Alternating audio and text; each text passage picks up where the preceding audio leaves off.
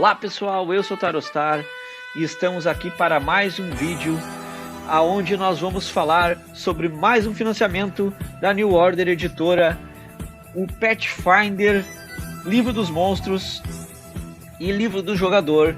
Neste vídeo nós vamos concentrar para você conhecer aí o Livro dos Monstros, esse compêndio maravilhoso, aonde você encontrará um livro de mais de 372 páginas, com mais de 400 criaturas aí para você colocar na sua mesa e desafiar os seus jogadores. Muito bem, sem mais delongas, vamos aqui ver do que se trata o livro. Bom, é um compêndio de monstros, né? Então logo você vai ter aqui uma introdução, os monstros aí de A a Z, e depois você vai ter um apêndice lá na página 358, com um glossário de habilidades, os traços de criatura, rituais, idiomas, criaturas por tipo e criaturas por nível. Uma tabelinha boa aí para você colocar na sua mesa as criaturas de acordo com o nível dos seus jogadores. Nesse vídeo nós não vamos falar de todas as criaturas, nós vamos dar uma passada bem geral. Nós vamos se atentar mais a esses aqui, ó, os dragões aí, que no Pathfinder Remaster teve uma mudança muito grande no como é tratado os dragões de Pathfinder. Vocês vão gostar aí. Nós vamos falar de umas outras criaturas também, como os anjos, como os demônios, né? Mas aqui, para você ter uma ideia melhor delas, nós vamos passando o livro e mostrando essas criaturas sem entrar em muitos detalhes. Então aqui na introdução você vai ter aqui como você interpreta essas criaturas. Você vai ter aqui como ler a ficha da criatura, né? Então a criatura que tem o nome da criatura, a criatura, o nível, a raridade, o tamanho e outros traços dela. Depois vai ter as habilidades, as perícias, os salvamentos, a CA das criaturas, os pontos de vida, as habilidades automáticas, as habilidades reativas, a velocidade e os ataques, né? Terminando sempre aqui nos ataques e habilidades especiais da criatura, né? Aqui vai ter como tu ajustar essas criaturas para os níveis de combate, ajuste para combate para níveis elite, né? Uma tabelinha aqui de quantos pontos você vai colocar a mais aí, aumentar o nível dessa criatura. Por exemplo, tem uma criatura ali no livro, está nível 14, como é que eu faço para aumentar ela para nível 15? Vai ter aqui como fazer para te enfraquecer a criatura também, porque é uma criatura bem legal que tu achou lá, mas ela só tem no nível 10 e teu grupo está no nível 5, então você vai poder baixar aí o nível dessa criatura para chegar até onde você quer. Idiomas, perícias e outras coisas também, como você vai fazer. E aqui tem os ícones de como navegar aqui no livro, que diz aqui, ó, quando tem esse íconezinho aqui do Pathfinder, ele é o conhecimento extra, né, da Sociedade Pathfinder, é um começo extra. Quando tem o dadinho são novas regras, os locais, quando tem aqui a mãozinha, são criaturas semelhantes, e quando tem o baú são tesouros e recompensas. Uma coisa legal aqui é que na lateral do livro aqui vai dizendo aonde tu tá. Então a introdução, os monstros, glossários de habilidades, assim como lá no livro do jogador número 1 lá, né? No livro do jogador. Então a gente já começa depois aqui com os Aeons, né? Então tem o Aeon Árbitro e assim por diante, os Omitas. Depois já tem, depois dos Aeons, nós temos aqui, ó, essa aqui a Pleroma. Nós temos aqui os Algutus, né? Então os Algutus, para quem não conhece sobre Pathfinder, né, são aqueles que trouxeram a queda da Terra a Golarion e trazendo junto a Pedra Estelar. Então eles eram os mestres dos humanos no passado, mas eles estavam vendo que os humanos estavam crescendo em tecnologia e orgulho, né? Então eles resolveram dar uma lição para os humanos e acabaram meio que se lascando também. Então aqui tem os tipos de Algutus, tem esse aqui que se transforma em outras criaturas, e tem o Mestre Velado, que é esse Algutu aqui, que ele também se transforma em outras criaturas e tem uma porrada de magia aqui, como projetar imagem, sendo ilusória. Ele é uma criatura nível 14, né? Então tem bastante coisa que você pode usar os Algutus aí, querendo retomar o Golarion de repente num plot de aventuras. Nós temos os anjos, Temos os anjos aqui, o Cassiciano, que é o anjo arquivista. Nós temos o anjo corista, né? Então, que é o... Eles falam que é um anjo que veio dos bardos e coisa assim, né? Então, tem bastante coisa aqui. Tem aqui o anjo Balice, que é um anjo que vai julgar aí são anjos confessores que buscam ajudar os mortais envolvidos em dilemas morais ou crises de fé. Nós temos também o anjo emissário, são os porta-vozes dos reis celestiais que vão trazer aí, são arautos da boa nova ou da desgraça, né? Então, você enfrentar um anjo desses daqui é altamente temerário, né? Pode acontecer contigo depois. Aí tem aqui uma série de objetos animados, vassoura animada, armadura animada, desde a estátua gigante animada, que é esse Anubis gigante aqui. Que loucura, muito legal. Aqui tem um cara com uma biga ali e a estátua gigante se movendo. Tem aqui o terror dos fazendeiros, já depois dos objetos animados. Tem o terror dos fazendeiros de Golarion, que é o Ankh-Raf, que é tipo um insetão ali que tem colmeia também. E tem covil assim, com tipo com enxame, né? Tem rainha. Eles são do tamanho de um cavalo, assim, então são criaturas grandes que aterrorizam aí as plantações de Golarion, né? E depois aqui nós temos a família gigante, o Alossas, que são os grandes status que dão vida, os macacos, gorila, mega primata, né? Tem os arbóreos daí, que são os entes, né? Então os entes aqui eu gosto de usar bastante. Eu, por exemplo, tem o ente desde o nível 4, então dá para te usar aí numa aventura do nível 1, o ente talvez revoltado com a expansão dos humanoides para o seu lado, para uma floresta muito antiga, ou mesmo tomado por um fungo que está matando ele. Então uma coisa legal, porque tem a árvore desperta. Tem o regente arbóreo, que já é uma criatura nível 8, muito mais complicada, e ele é enorme, ó. Aí nós temos os arcontes, que assim como os anjos e os azatas mais poderosos, pertencem a um grupo de semideuses conhecidos como Lordes Empíreos. Cada Lorde Empírio arcontino é uma entidade única e poderosa com domínio em alguma parte do paraíso e seguidores nos mundos mortais. Essas divindades servem vários propósitos: serem ligados a algum aspecto da retidão. Arcturus, por exemplo, é o patrono da defesa dos inocentes, enquanto Dameshid, o semideus das execuções, personifica a punição aos ímpios e busca extirpar o mal sob todas as formas. Eu usei o Arcturus, que ele é um arauto aí, é muito legal ver se ele tem aqui o Arcturus. Se tiver, ele é muito legal. Ele foi a divindade do meu clérigo na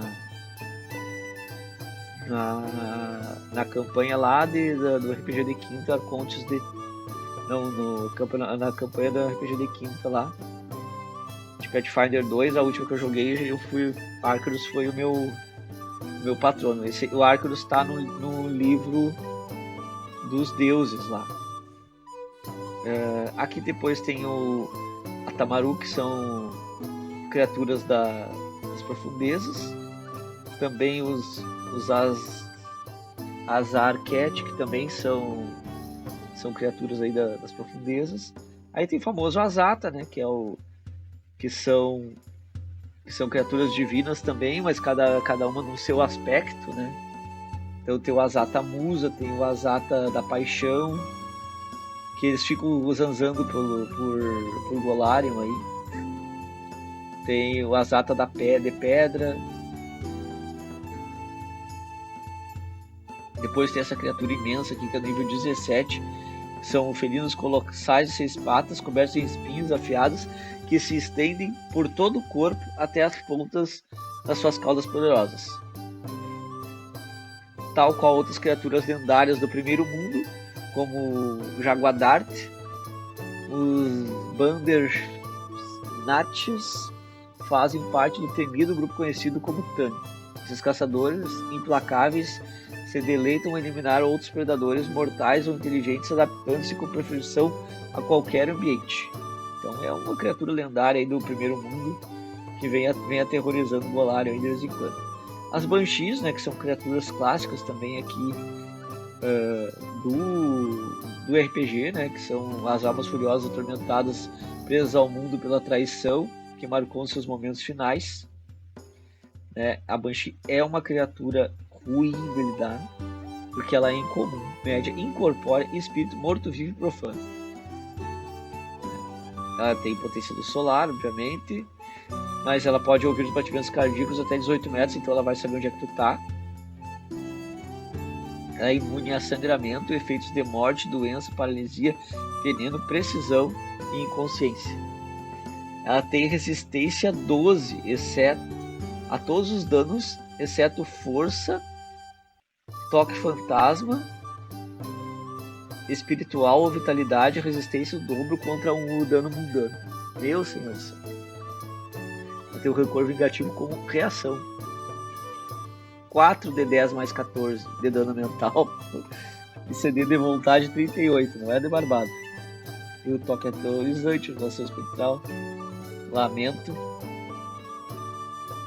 Tem o Barghest aqui, né, que é o cachorrão dos infernos. Tá aqui o Barghestzão, legal a ilustração. O famoso basilisco, né, não podia faltar. Basilisco aí que transforma as pessoas em pedra. Morcegos, morcego gigante, urso pardo, besouro gigante, o javali, Diodonte, que é o javali gigante. E aí os sapinhos batedores, né, que é os Bogarts. Criaturinhas nível 1 boas de colocar aí, tem até o nível 3. Tem aqui o veneno da libela, que é um tipo de alquímico comum usados por eles. Golutha é a patrona dos Bogarts, ó, sendo adotada por muitos deles. É a deusa, os éditos dela é afogar criaturas de sacrifício, brincar ou cantar em pântanos, alimentar ou auxiliar anfíbios. Os anatos consideram misericórdia aos Bogarts que adoram outros deuses. Feitiço de canga, dá pra criar aqui um clérigo Bogart aqui. Que coisa linda. Bogwind, que daí é tipo um sapo tentacular. Aí os Bugbears aqui engolaram como é que eles são bem feios, né, cara? Eu acho que o Bugbear do Pathfinder é muito feio, feiaco. Mas tá aqui. Tá aqui os Bugbear. Aí tem o Caligny, que é o Caligny dançarino, que é uns bichos terríveis do submundo, né? Respeito às cidades subterrâneas, cada um adotando um papel e uma forma específica determinada pelas influências sobrenaturais dentro da sua sociedade. Independente do tamanho ou função, os Calignes são esguios, de pele pálida e olhos brancos. Muitos aproveitam a oportunidade para emergir à noite para roubar recursos e espreitar viajantes. Olha só. Tem os vários tipos de Caligny. Aí tem os felinos, né? Leopardo, leão, tigre de sabre. Aí tem o povo felino. Aqui está. Você pode ver os Thundercats aí. Esse aqui é uma criatura também que é uma besta, a criatura do Zucal Tijuca. Isso aqui tem lendas regulares sobre ele, né? Depois tem os vermes de caverna, que são o famoso verme púrpura e etc. Só que aqui é vorme de caverna. Tem uma criatura nível 13, o mais básico aqui, que é esse coisa lindo aqui. Depois tem o verme bêntico, que é uma criatura nível 15. E tem o verme magmático aqui, que é uma criatura nível 18. Aí sim já começa a pegar. Vamos ver como é que é o ataquezinho do verme magmático. Mais 36, 3 de 10 de fogo com alcance de 6 metros. 3 de 10 mais 18 perfurante. Mais 2 de 6 de fogo. E atacar aprimorado. Meu senhor do céu. Corpo a corpo, ferrão mais 36, 2d12 mais 18, senhor. Nossa, é brabo. E aqui nós temos o Centauro. Aí tu tem aqui a Manufatura Centauro, que os centauros são conhecidos em Golarion por fazer itens maravilhosos. A Centopeia gigante, também criaturinhas aí para os seus primeiros níveis. Os Cambiantes, que são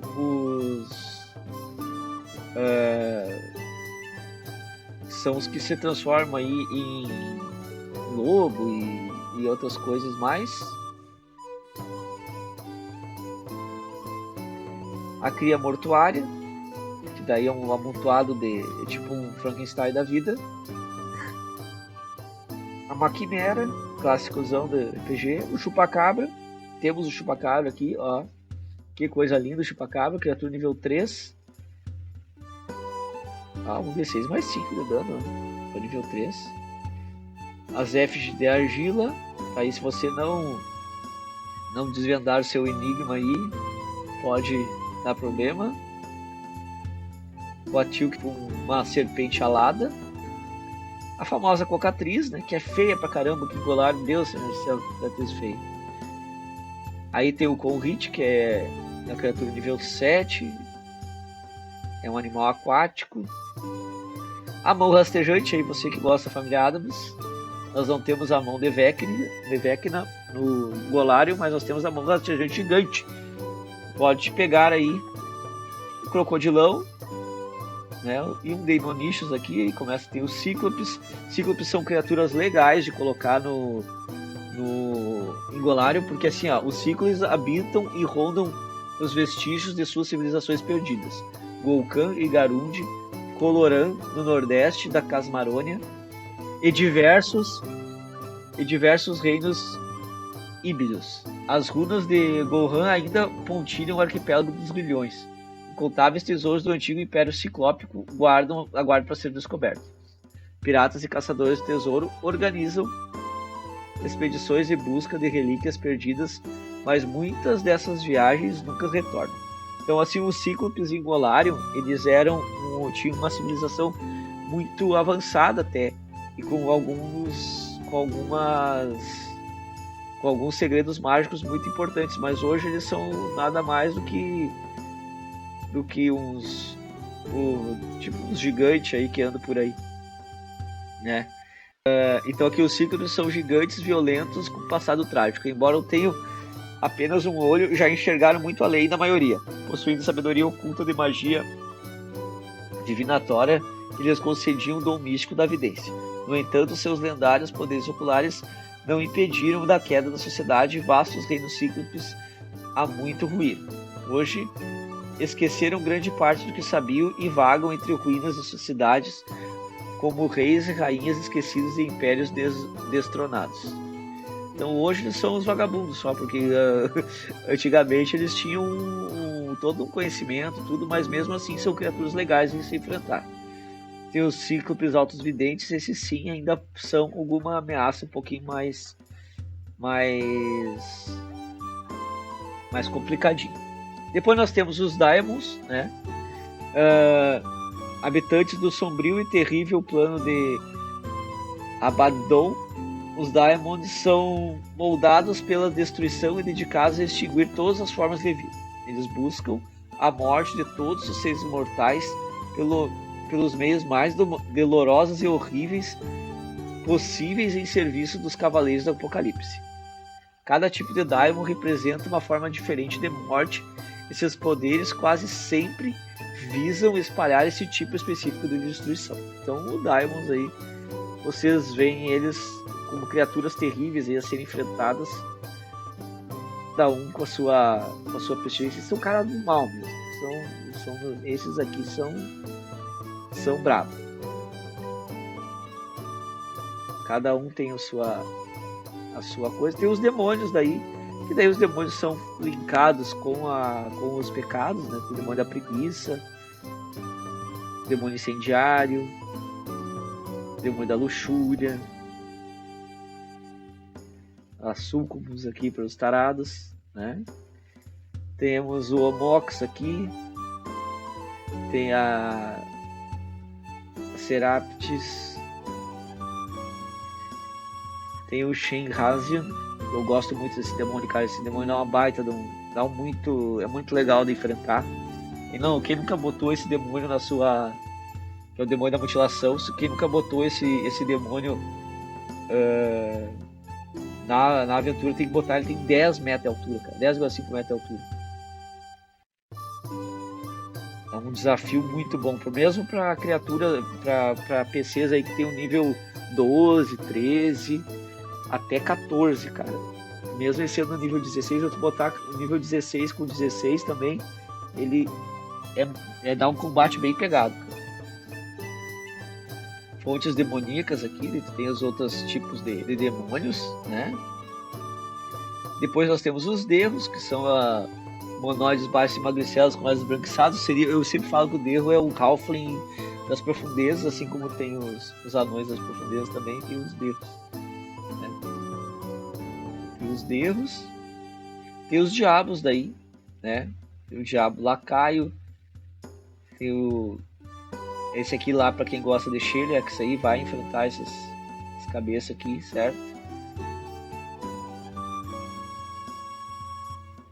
Tem o diabo dos contratos também. Tem uma criatura nível 10 já, ó. Tem vários tipos de diabo. Tem o diabo tirano. Nessari, que é o diabo nível 20, ó. Que é o diabão mesmo. Nessari tá aqui. Vê o que fala dele aqui, ó. Nessari, diabo tirano. Quando um exército infernal invade a região para mergulhar em sangue e fogo, há grandes chances que o Nessari esteja por trás. Oh. Astutos, poderosos e implacáveis, os Nessaris muitas vezes servem diretamente aos arquidiabos. Esses governam ducados infernais, subjugam mundos mortais e derrubam rivais diabólicos com despotismo absoluto e ferocidade calculada. Para pôr seus planos tirânicos em prática, os Nessaris corrompem almas mortais, transformando-os em hordes, seus lacaios, que são moldados e retorcidos por manipulações infernais, até se tornarem horrores que compõem as legiões da elite do inferno. Esses hordes, os mais vis e cruéis, sendo escolhidos para rituais profanos, nos quais Nessari canaliza a vileza dos lacaios para criar aberrações que inspiram pavor e dilaceram seus inimigos. Que loucura. Tem os ducas infernais, aqui ele fala como lidar com eles. Depois nós temos aqui o Deslum, que é uma planta gigante. Aí tem os Danfir, né? Trolho mortal do vampiro, com progenitor vivo. Os dinossauros.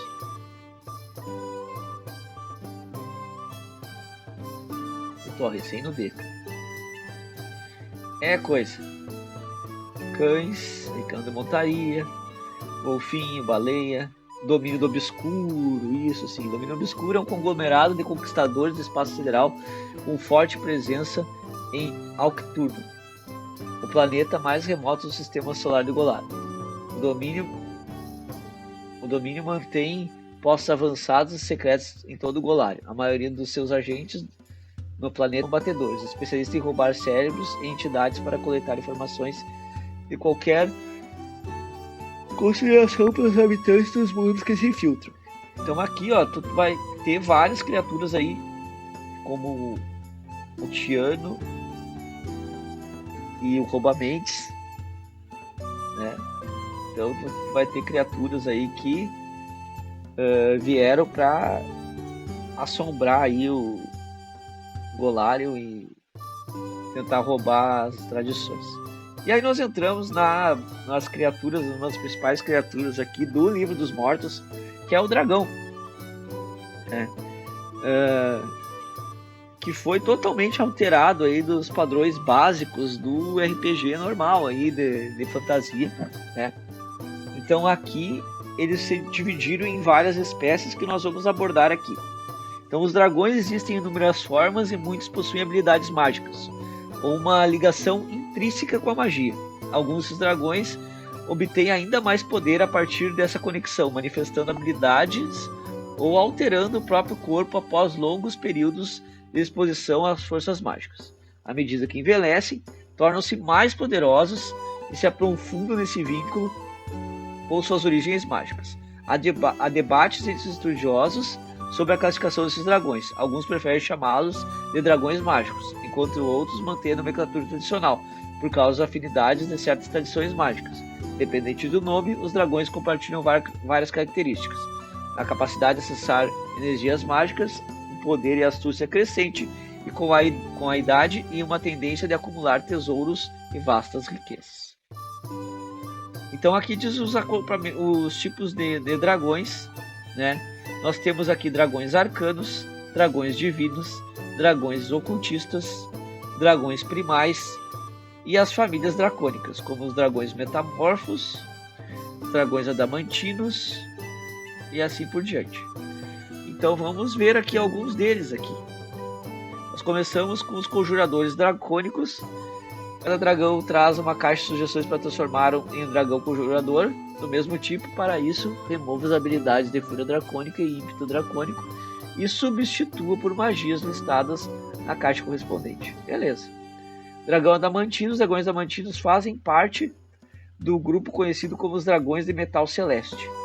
A magia inata percorre seus corpos para atrair certos metais como ímãs, até desenvolver naturalmente placas de metais ao longo do tempo.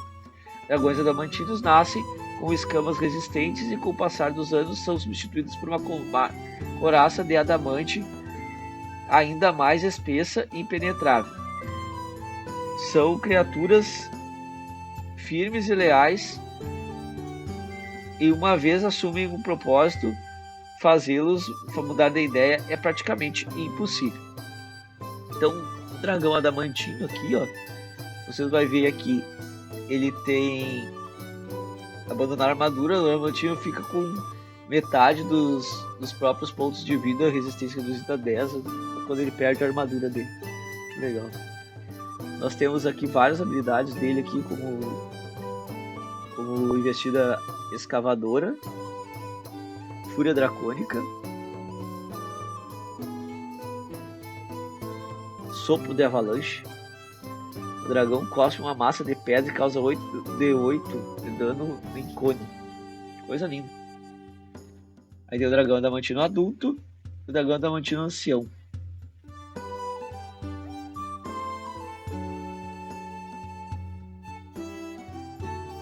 Aí o dragão conspirador. Aí, escondidos nas sombras do alto escalão da sociedade, são dragões conspiradores, mestres da intriga. Esses dragões vivem para manipular e controlar, seja por interesse próprio ou seja apenas por prazer de ver seus planos se concretizarem. Convencidos que sua superioridade, costuma usar um tom condescendente e infantilizador ao falar. No entanto, como raramente se mostram sua forma verdadeira, fazem o possível para manter aparências enquanto disfarçadas. Então temos dragões conspiradores também. Aqui tem o dragão adamantino adulto, ó, pra vocês terem uma ideia.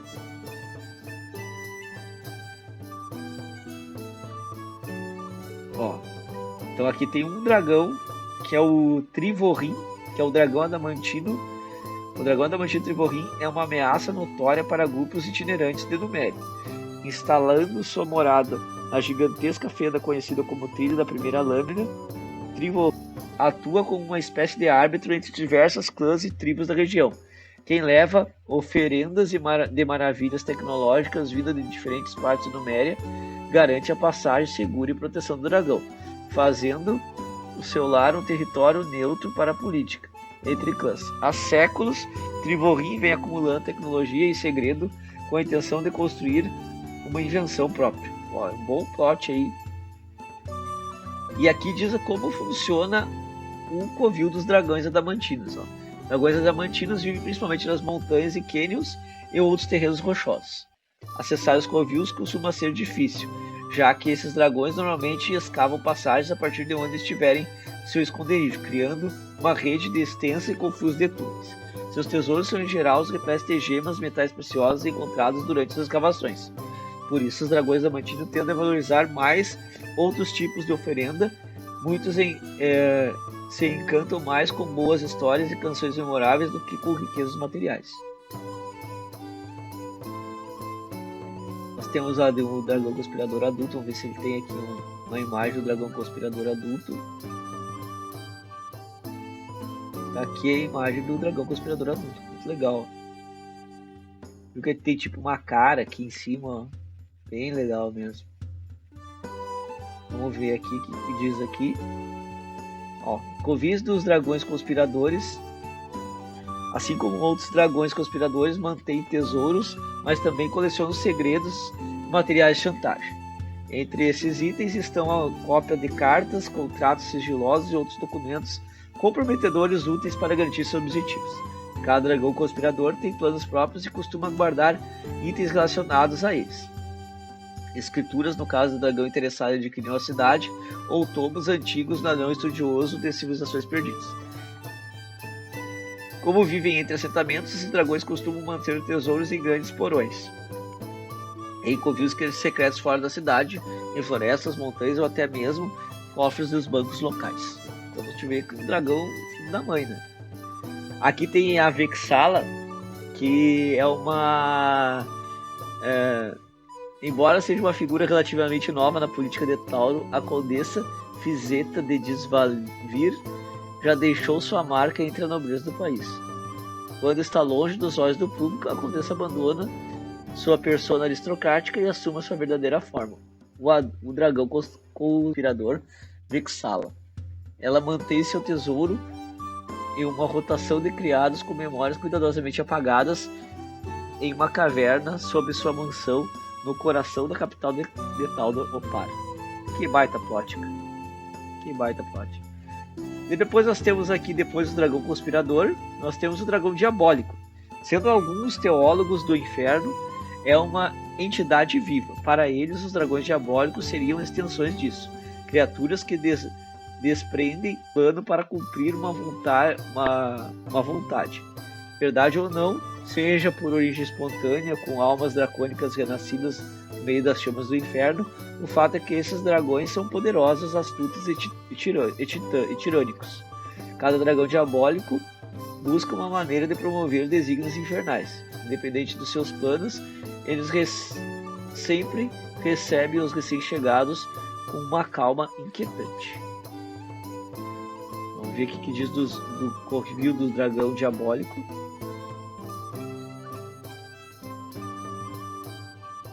Cara, muita coisa sobre o dragão, cara.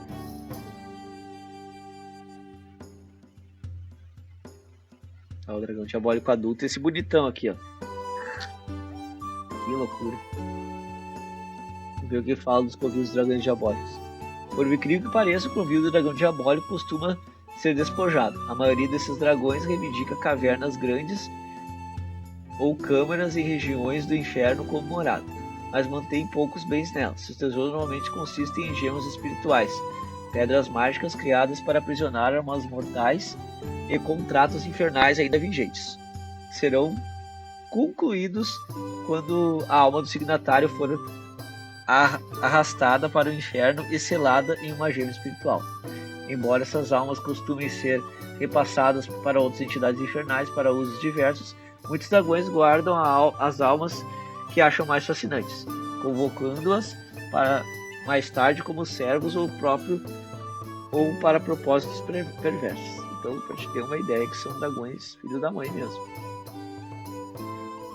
Os dragões diabólicos. E aqui tem o Azhadar, que é o grande arquidragão diabólico que serve o arquidiabo Moloch, o general do inferno. Azhadar tem autoridade para movimentar os exércitos infernais como bem entender, mas nos últimos séculos passou a se divertir mais ao sair do inferno e seduzir grandes guerreiros mortais com as promessas tentadoras. Aqueles que serem devidamente acabam alistados nos exércitos do inferno, após serem mortos por rivais igualmente empoderados. A aparição mais recente de Azhadar foi nas proximidades da Enseada de Sangue, onde barganhou com um capitão pirata tirânico. Então olha aí. Aí depois nós temos os dragões Ímpero. Dragão Ímpero. Império, quer dizer. Dragão Império. os 3 grandes planos celestiais, Paraíso, Nirvana e Elísio, cada um tem seus próprios dragões. Os dragões empíreos são ligados diretamente ao paraíso. Embora abençoado pelas forças celestiais, esses dragões dedicam a proteger os inocentes e combater o mal. Dragões empíreos dotados de grande sabedoria são ponderados, condolentes e pacientes, sempre dispostos a ouvir e agir. Vamos ver aqui os dragões empíricos aqui, então. Tá aí, ó. Dragão empírio adulto. Tem uma aureolinha ali. Os asas eu já lembro mais de um anjo até. Mas legal.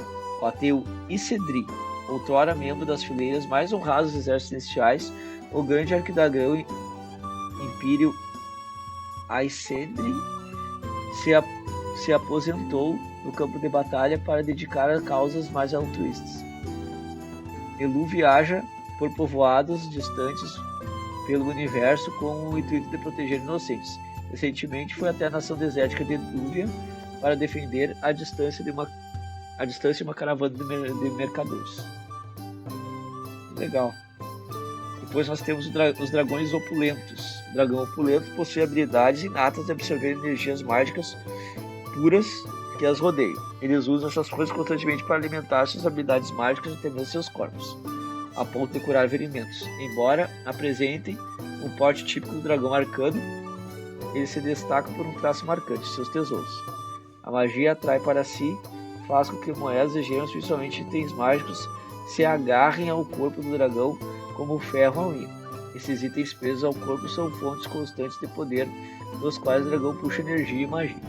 Então tá aqui o dragão opulento, que é um dragão, olha só que bonitão o dragão opulento, ó, cheio de tesouro, capa mágica, tudo grudado na pele dele.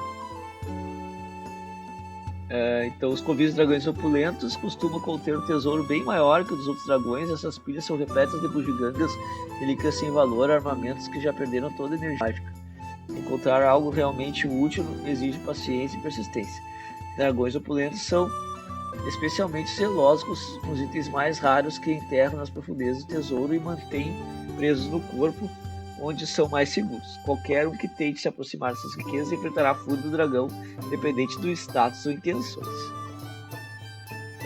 Depois os dragões opulentos, aqui é bonitão o dragão, ó. Tem essa espada cravada na boca também. Tem os dragões coníferos.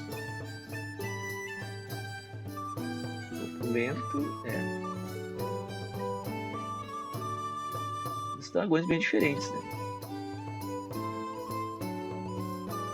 Dragão conífero. A magia dos dragões primais pode se manifestar em traços mais animalescos e selvagens em determinados tipos de dragões.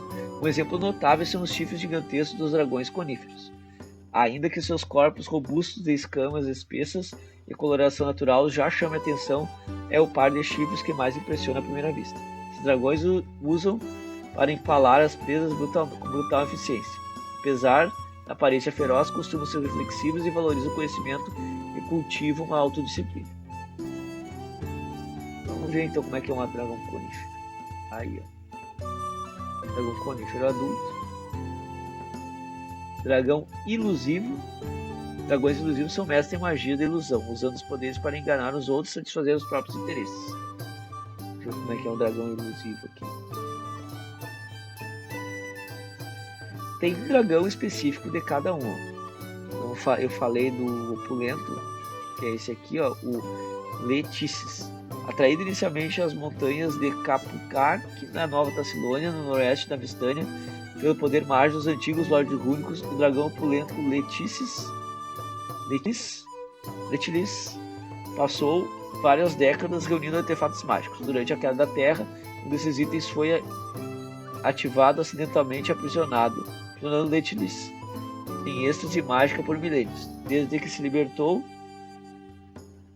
ele tem viajado pela região em busca de novas relíquias para sua coleção. E o outro que nós temos aqui, que é, ó, contemplativos inclinados ao estudo, os dragões coníferos costumam seguir rumos acadêmicos. A Tervox não é exceção. A astrônoma de ofício, esse grande dragão conífero mantém o observatório próximo a Senenar, no bosque sussurrante de Xelix. Ali, firmou um acordo com a Casa Turne para instruir o grupo seleto de aprendizes. Após alguns anos de estudo, esses alunos desapareceram misteriosamente numa única noite, levando consigo volumes inteiros de anotações preciosas, uma afronta que Artervox jamais esqueceu e pela qual ainda pretende se vingar. Tá aí outro plotzinho já pronto para esses dragões. Depois aqui nós temos os dragões ilusivos, que são os mestres magia de enganar. Vamos ver se nós temos um dragão ilusivo aqui, esses aqui. Dragão ilusivo adulto. A Dignance. A aldeia de Nova Lickpror, no sul de Jalmerhai, guarda o segredo que ela não existe. O dragão ilusivo Dignance criou o vilarejo como passatempo, mas com o tempo o lugar começou a atrair viajantes curiosos. Convencidos que Dignance, para manter o segredo, esses viajantes passaram a se oferecer tesouros de doação. Hoje ela usa a aldeia para ter novos admiradores, tudo para saciar seu apetite de riqueza e atenção.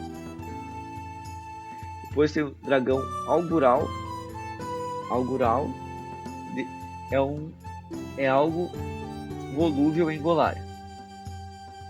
Se der algo volúvel em Golarion, ainda que a profecia seja quebrada no mundo, há outras formas de vislumbrar o futuro próximo que captar conhecimentos distantes. Os dragões augurais vivem mergulhados nessas visões, por mais nebulosos que sejam. Vislumbres do futuro que os cercam como uma melodia sutil e uma que nunca silencia suas mentes. Embora possam escolher ignorá-la ou concentrar-se nela, jamais escapam da música do destino. À primeira vista, se parecem com outros dragões ocultistas, exceto pelas asas. Lembrando que ela reflete imagens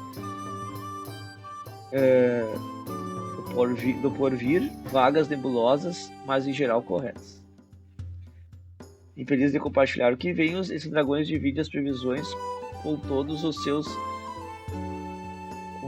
e sem remorso, sejam camponeses inocentes ou tiranos impiedosos. Os dragões videntes aí, são esses aqui, bem estranhão. O dragão augural Gurvalin tornou-se uma presença frequente na região do Olho do Pavor em Avistânia. Com o retorno do Lich Tarbafon, muitos perigos caíram sobre a área. O Valim, atormentado por incontáveis presságios, percorre nações e regiões para compartilhar suas visões com a população. No entanto, como muitos desses alertas são vagos, é difícil transformá-los numa ação concreta. E o último aqui é a Tartaruga Dragão, que também é uma criatura aquáticos imensos. E aí nós temos os Dragonetes e os Dracos, que são os Wyvern aí que tem tudo que é lugar aí. Tem o Flamejante, Silvestre, tá ainda na ordem do inglês. Então a gente, porque o S está em Spider aqui, né, que essa aqui é a versão prévia que a New Order passou pra gente, mas a gente vai chegar lá no nosso amigo da vizinhança e mais temido monstro de Golarion, um monstro com nível 25, o Arrasárvore, ou Tree Hazard, né? Arrasárvore é o autoproclamado Lorde da Moraina Maldita. Ele é o poderoso demônio à beira de ascender ao verdadeiro poder de um dos governantes das fendas externas, um Lorde Demônio. Por ora, mesmo como um Lorde Demônio em ação, Arrasárvore já é um inimigo formidável. Ele raramente deixa seu domínio no pantanoso espinheiro, um enorme matagal de vegetação corrompida, detritos e decomposição ao sul da floresta de Fienane, em Kaione, mas pode ser encontrado em qualquer parte desse charco pútrido, muitas vezes acompanhado por um pequeno exército de demônios, fadas corrompidas e outros aliados letais. Certos rituais ocultistas têm o poder de convocá-lo do espírito, permitindo que se espalhe seus males diretamente além do reino ao qual foi exilado. Há quem acredite que nenhuma força mística seja capaz de conter a Arrasárvore e que se quisesse, ele poderia vagar impune por Golarion, espalhando distorções de seu toque de corrupção e de sua presença. Ainda assim, o Lorde da Moraina Maldita é tão astuto quanto perigoso e prefere influenciar o mundo a partir da segurança do seu reino aterrador. Então nós temos cultistas aqui de Razarvori, e aqui tá as características de Razarvori. Pode ser um cultista de Razarvori, feitiço de clérigo, tentáculos sombrios. Então aqui, ó, ele fala, ele é um único, né, único cara, então ele é enorme, ele é anfíbio, ele é demônio, ele é ínfero e ele é profano. Ele tem uma percepção mais 46, visão escura e visão verdadeira. Ele fala comum, elfo e telepatia 90 metros. Acrobatismo, atletismo mais 45. E tem o item machado negro. Ele tem 550 PV, regeneração de 50, imunidade a efeitos de morte, doença mental e veneno, fraqueza sagrado 20, resistência a ácido 20, frio 15, fogo 15, físico 20, exceto ferro frio. A aura de corrupção. Ele tem aura de planta e primal, 36 metros. Plantas próximas de Razarvori se retorcem, se deformam e se transformam em versões espinhosas, fúngicas das suas formas naturais. Criaturas vivas nessa área precisam ser bem sucedidas no salvamento de fortitude 47 a cada rodada ou serão parcialmente transformadas em matéria vegetal. Quem falha no salvamento é tratado como se fosse uma criatura tipo planta para efeitos que prejudiquem ou afetem esse tipo mais do que os outros, mas não recebe nenhum benefício por isso. Esse efeito persiste enquanto a criatura permanecer na área corrompida por 1 minuto após sair dela. Ele tem o golpe reativo, obviamente. Tem o corpo a corpo, machado negro mais 47, ácido, alcance de 4,5 metros de amplitude, mágico e profano. Ele dá 5 de 12 mais 18 de cortante mais 1 de 6 de ácido, mais 2 de 6 de cortante adicional em plantas. Então se tu tá meio planta, tu já toma mais 2 de 6 ainda adicional. As díbulas dele dá mais 45, dá um dano de 5 de 10 mais 20 de cortante. Magias primais inatas é o dessecar, congelar o tempo. Congelar o tempo é foda. Muralha de espinhos, dissipar magia à vontade. Meu Deus. Trepadeiras constritoras à vontade. Prender a terra à vontade. Manobra telecinética à vontade. Meu Deus do céu. Truques mágicos. Projeto telecinético. Visão verdadeira, constante e movimento irrestrito. Rituais, pacto demoníaco e serviçal planar.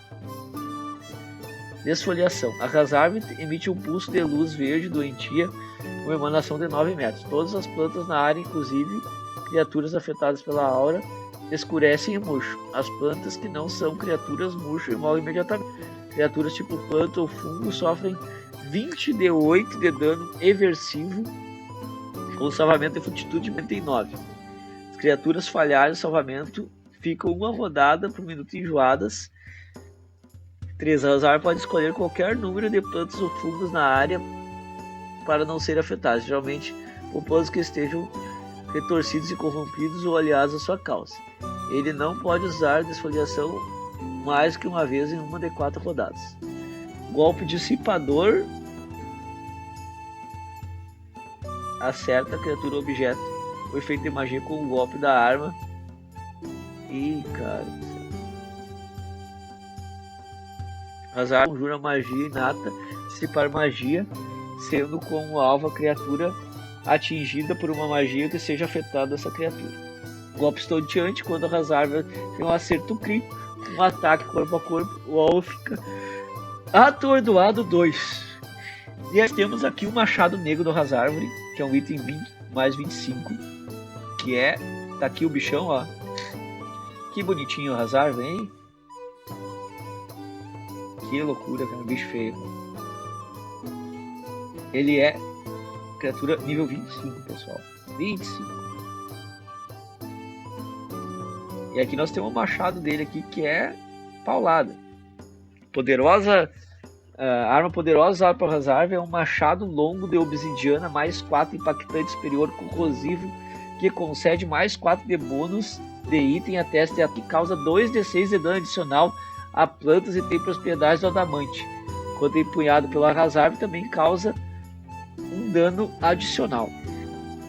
Autoridade do dono. Ativação e reivindicação do dono, destroçamento revigorante. Que loucura!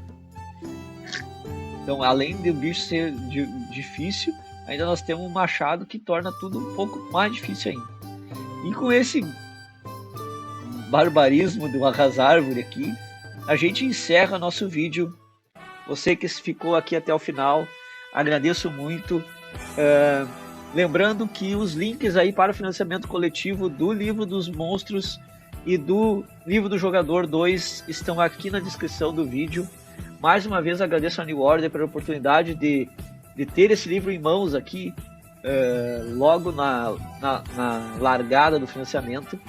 E você aí que gosta do Pathfinder Remaster, aproveita esse financiamento, porque ele também você pode pegar lá o livro do mestre, o livro do jogador 1. Então dá para te completar toda a coleção core do Pathfinder e o que precisa para jogar Pathfinder. Você pode completar nesse financiamento.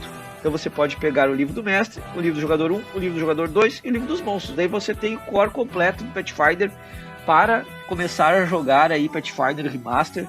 Se você tinha o Pathfinder Legacy lá, o Pathfinder 2 lançado também pela New Order, você com certeza vai querer o Pathfinder Remaster. E já a partir daqui todos os lançamentos da Paizo serão nas regras do Remaster, que está na nova licença ORC aí da Paizo, e abrindo até a possibilidade de fazermos aventuras aqui usando essa licença. Então pega o Pathfinder Remaster, você não vai se arrepender, você vai poder ter um jogo um pouquinho mais uníssono, né, com as regras do Player Core 2 e de Livro do Jogador 2 e do Livro dos Monstros. Agora seus monstros terão as habilidades corretas para serem enfrentados pelos seus jogadores que estão na versão Remaster. Isso é importante, porque na versão original tinha muita coisa de alinhamento, e como o Remaster balia os alinhamentos, aqui você pode ter as habilidades dos monstros seguindo o alinhamento sagrado por fã. E como você viu aí, nós temos dragões diferentões, né, saindo um pouco aquela dos dragões cromáticos, dragões com um pouco mais de alma, eu diria, né, onde você pode olhar, as ilustrações estão muito maneiras, você viu aqui, e é um livro essencial, tá? O Livro dos Monstros é um livro essencial para jogar Pathfinder. Então, um abração do Tarostar, até a próxima, e a gente vai fazer o próximo vídeo será sobre o Livro do Jogador. Nós vamos mostrar tudo aí sobre o Livro do Jogador, o que você vai encontrar.